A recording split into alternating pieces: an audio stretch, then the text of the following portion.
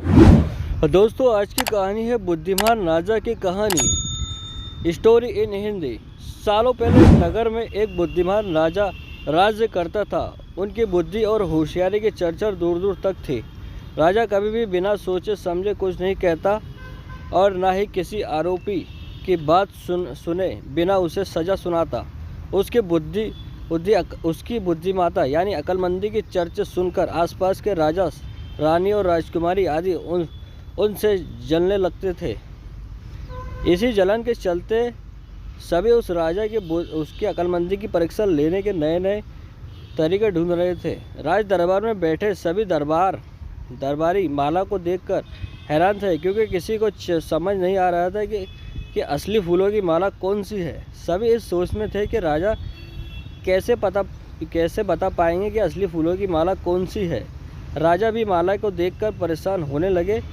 उसी वक्त तो उनके दिमाग में कुछ तरकीब आई। उन्होंने तुरंत अपने एक सेवक से कहा, बगीचे की खिड़कियों को खोल दो। सेवक ने बगीचे की खिड़कियों को जैसे ही खोला तो राजा ने देखा कि फूल में बैठी मधुमक्खियाँ खिड़कियों से राज दरबार में आ रही है। वो कुछ देर मधुमक्खियों को ही देखते रहे।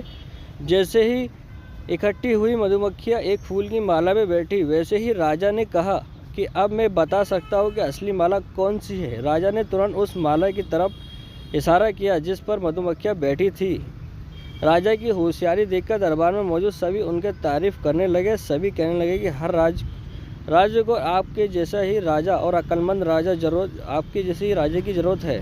राजकुमारी भी राजा की अक्लमंदी को देखकर खुश हो गई।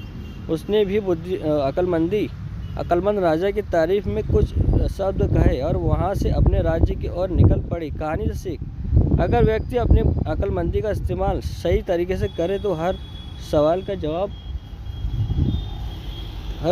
जवाब दे सकता है और हर मुसीबत का हल निकाल सकता है। दोस्तों, always be happy friend. Like, share, comment और subscribe. Good message tuber channel को लाइक करें, सब्सक्राइब करें ज़्यादा से ज़्यादा और वीडियो देखने की कोशिश करें दोस्तों। Okay, have a nice day.